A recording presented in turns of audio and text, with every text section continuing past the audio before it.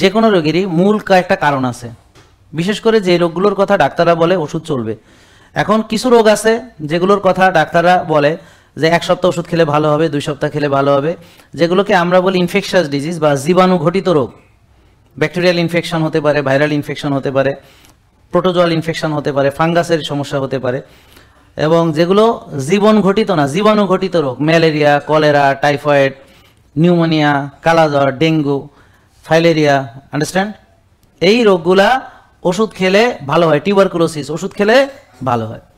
কিন্তু যেই রোগগুলা আমরা আজকে আলোচনা করব, ডাক্তাররা বলে ওষুধ চলবে, যেমন ডায়াবেটিস ওষুধ বলেন, সবাই বলেন আমার সাথে, সবাই বলেন চলবে। হ্যাঁ, আপনারা শোনেন, আমি বলবো ডায়াবেটিস, আপনারা বলেন ওষুধ কি চলবে। বলেন ডায়াবেটিস ওষুধ, প্রেশারের ওষুধ, হার্টের ওষুধ, তা ফ্যাটি লিভার ওষুধ, তো কিডনির ওষুধ, তো এইভাবে যেটারই হয় ওষুধ কি চল, গ্যাসের ওষুধ, ব্যথার ওষুধ, হ্যাঁ, এইভাবে যেই অসুখগুলা ভালো হয় না ওষুধ চলবে। এই রোগের চিকিৎসা আসলে ওষুধ দিয়ে হবে না।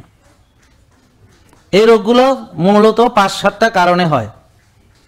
যেমন রক্তনালীতে চর্বি জমে জমে হার্ট অ্যাটাক হয়, ব্লক হয়, রিং পরাতে হয়, ওপেন হার্ট করাতে হয়। তাহলে ব্লক কি করে হয়? চর্বি জমে। চর্বি কিভাবে জমে? আপনি যে খাবার খান সেটাকে বার্ন না করলে চর্বি হিসেবে জমা হবে। তো কারো লিভারে হবে, কারো রক্তনালীতে হবে, এখানে হবে, এখানে হবে, কোনটা আগে হবে পরে হবে এটা আপনি জানেন না। এটা বডির ভিতরের মেকানিজম।